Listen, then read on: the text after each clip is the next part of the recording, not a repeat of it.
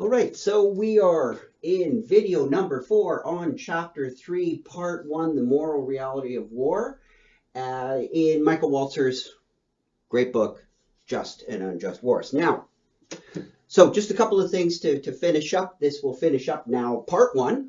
So chapter 3 is the last of the chapters in part 1. And I think with these videos now, you have what I hope is a good idea of what the flavor of the discussion is going to be like, what is Walzer's overall view, and then he's going to dig down into some of the details, right? So this moral reality of war is like the big Walzerian picture, and then the other parts of the book, because there's about 4 more parts to come, and I will be looking at those in succeeding videos. You kind of got now sort of where he's at. He's made some fundamental distinctions, kind of his methodology. We've talked about a little earlier. We'll talk briefly about that again at the end of this video. And it gives you a good idea of sort of what to expect for the rest of this book. And there is, as you can see, there's a lot more to go. But let's finish this up. So in this last video on chapter 3, two main sections. One is what he calls 2 sorts of rules. Another is the war convention. And I'll make a few comments on that and wrap it up.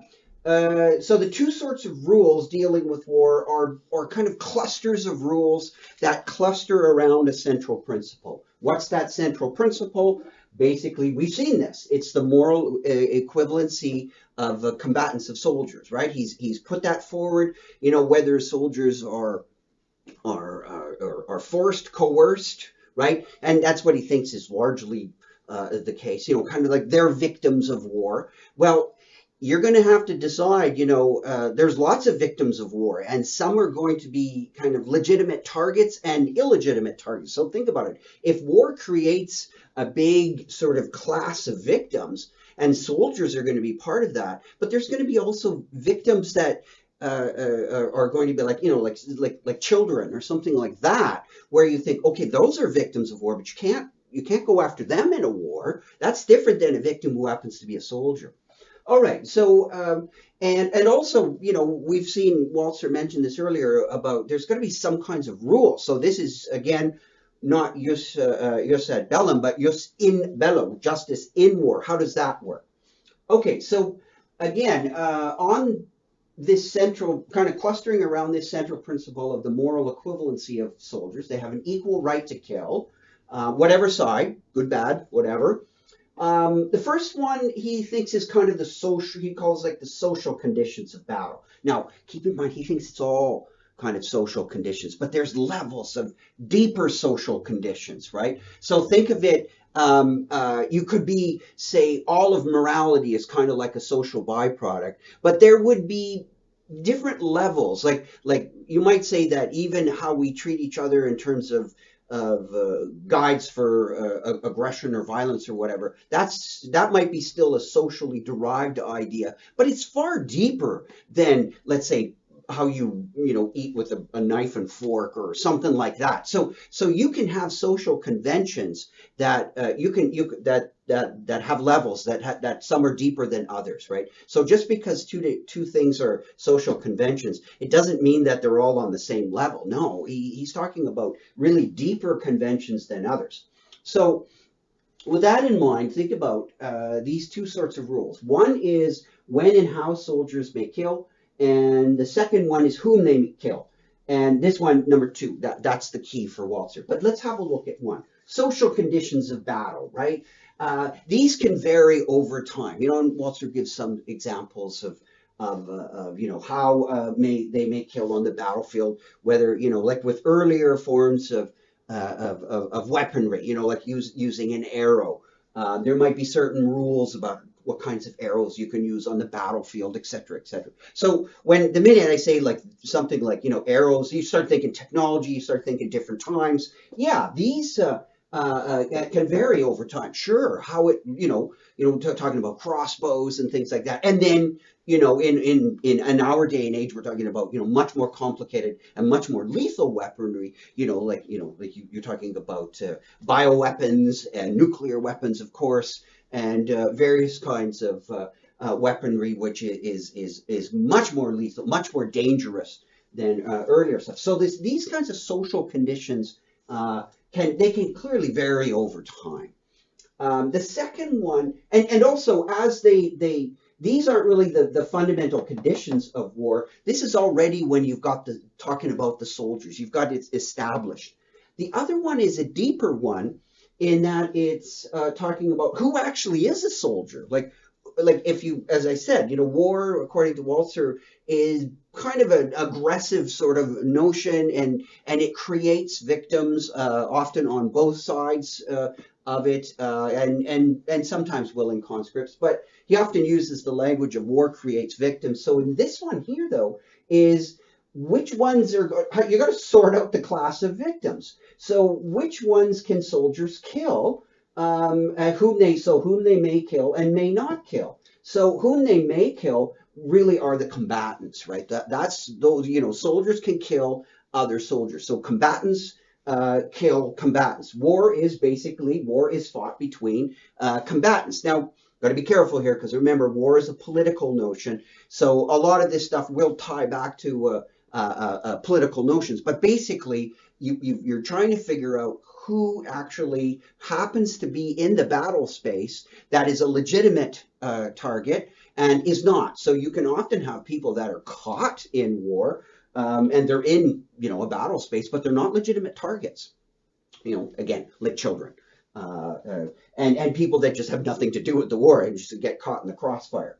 So these are the non-combatants, and that can be often quite difficult to determine, right? And this too can change over time because the nature of warfare changes, right? So in earlier times, it might be easier to separate, the people that are involved in the war because it's a pitched battle, it's outside of town, and the people in the town are clearly disconnected. But as economies and become sort of weaponized, there's more war economies, that gets more complicated to say, if someone's working in a munitions factory, and they're contributing a lot to the war effort, do they kind of move from this side over to that side? So this is not really cut and dry, but it's an important one because, as Walzer says, this dichotomy here really establishes the reach of battle, right? So and what does he mean by that? Well, like who is really a legitimate target? And then when you say some aren't, then if these ones here are killed, that's not war anymore. That's massacre. So this distinction establishes the reach of battle and distinguishes war from things like, mass slaughter, mass murder, and just what we would not say is war at all. So keep in mind that Walzer is constantly trying to keep the definition, keep the semantics of how we talk about war as clear as possible. But again, these are all levels of conventions. Now, these are not, so this here, these are clusters of judgments, these are clusters of judgments, but this second class or cluster of judgments, these are not really the social conditions. This is where I talked about these different levels. He thinks these are more fundamental. Again, because it establishes the reach of battle, right? But he says also, let's not forget that there is, even here with these judgments, as I alluded to earlier, these can change a little bit over time. So, somebody working, somebody who's like not in the army, not on the battle space or whatever, maybe at one time in terms of a certain level of the society's technology, would clearly be in this side, on this side. But as things can change, then as they say, what is needed to fuel the battle space, right? A little bit of, what might be sort of the tail, which has to feed the teeth of the army, that tail could be much bigger. So people working in various areas of society that are connected to the military and might be, very necessary for the military to function as it does. So that gets into that question of, like the military industrial complex, like where does the military actually end, right? And so these things too can change over time. So it's not like you have number one, oh yeah, that's historical changes over time. Number two, no, that's fixed. But just the very concept of number two here, that there has to be some kind of distinction. And if there isn't, then you just get mass slaughter. That's key to keeping sort of the semantics of war clear. But it may be that there can be some movement over time. So of people from the categories depending on the conditions. So there's some general principle behind all the judgments that we're making here as to who is and who is not a combatant.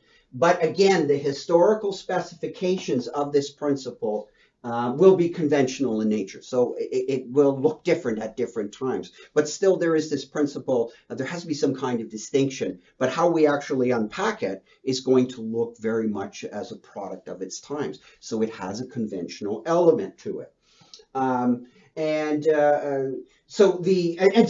of course, then what flows out of that is that war rights and obligations of soldiers, they too have a conventional component. So all of our reasoning about war is going to have a conventional component to it. You just can't get away from that. All right. So then, once again, not surprisingly, this is why Walzer says again here that war is a kind of social, it is a social creation. And so in that sense, it's amenable to criticism, right? Because it's not just something that nature has just given us or whatever. It's not really an object like that. It is, again, something we do. It's a product of our living together. It's a political kind of enterprise. And so it's a social condition. It's amenable to all kinds of philosophical critiques all the way down, like right from, here, everything. The whole enterprise is amenable to a critique. And if that's the case, it's amenable to a philosophical critique. And that's why Walzer says that you could even say that war is a kind of philosophical creation. All right. So again, this is, keep in mind that he's looking at war as a product of what we in fact are. And we are social creatures, we are political creatures, and war is a product of that. Now, all right, so that sort of sums up what he's talking about in the section on two sorts of rules. Again, there's more going on, but that I think hits the highlights. The second section, and I'll wrap up with this one, is the war convention. Now, what's the war convention? It's a lot like this moral reality, this paradigm. Right? So I think he's kind of saying the same thing using maybe slightly different language. But he's going to unpack this notion of the war convention in a later part in the book. But let's just look at what he says here. And always keep in mind that, take a little grain of salt of what he says here. He could flesh out or modify or tinker with as things go on. But this is giving you, again, this is big picture stuff. The war convention is a set of customs, norms, codes, values, philosophical judgments, blah, blah, blah, blah. So lots of things go into this. It's kind of a big grab bag, right? It has a variety of sources. But this set, right, of all these things, remember these are sets of judgments, a set of customs and all. This set is something we use, and it shapes us. How? It shapes our judgments of military conduct, what should go on in the battlefield and what shouldn't. And this war convention, of course, it's not something that is just, it doesn't, wasn't written on a couple of tablets and someone brought it down from a mountain. No, it's a product of human lives and history. And so it's been developed from a variety of sources, international law, sometimes maybe that's a little bit kind of high-handed and comes down, lawyers will say, let it be. But there are also lots of moral arguments, things that come out of history, et cetera, et cetera. So it's a big collection, and it's developed over the centuries. And interestingly, he says it's necessarily imperfect, right? So you're not going to get it's not going to be a perfectly sharp convention. And again, I think in some ways Walzer could be, channeling Aristotle, who was very clear that when you're doing morality, you're not doing physics. And if you're doing physics, you're not doing morality. If so, by that recognition, there's some things that flow out of it. In other words, the precision that one might demand in something like mathematics and physics. That is appropriate for mathematics and physics. And if you are working in those areas and you do not demonstrate that level of precision in your arguments and all that, you're not really playing by the appropriate games of precision for mathematics and physics. But if you then start doing this kind of stuff, talking about war and conventions and things like that, and you import That's the key term. You import a notion of precision from mathematics, you're being unreasonable. That's not the level of precision. And it's not that this is broken or this is problematic. It's just this is different. This is doing, this is doing kind of applied philosophy, casuistry. He mentioned that. He's going to mention it again.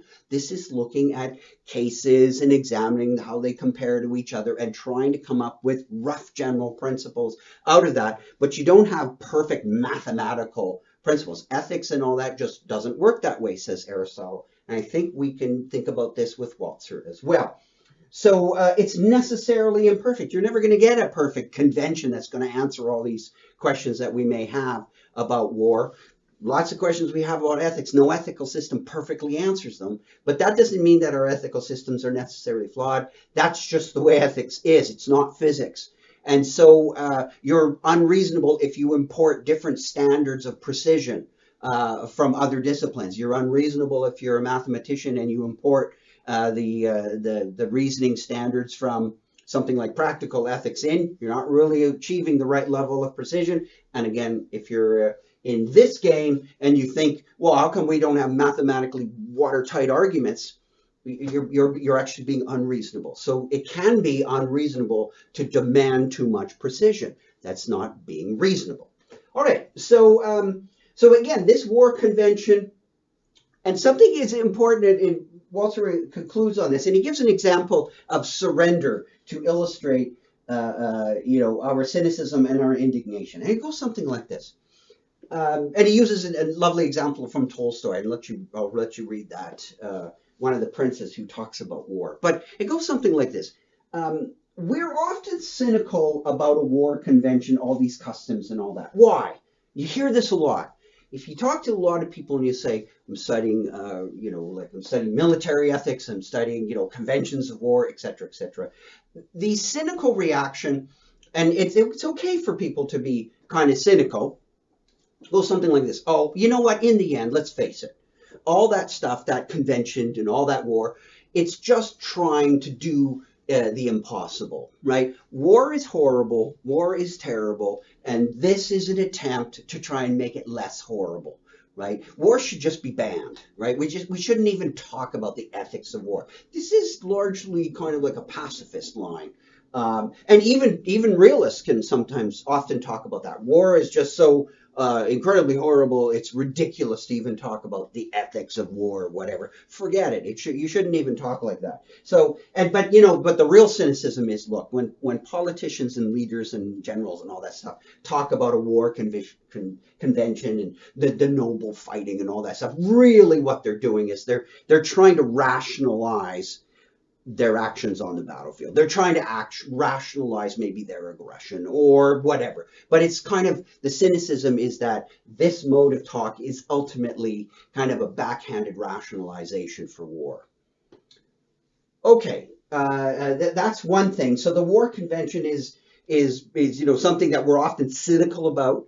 Yet at the same time, Walzer says that cynicism testifies to its weakness, but of the war convention, that we're cynical of it because it can be abused a lot. But there's something that testifies to its strength, and it goes something like this.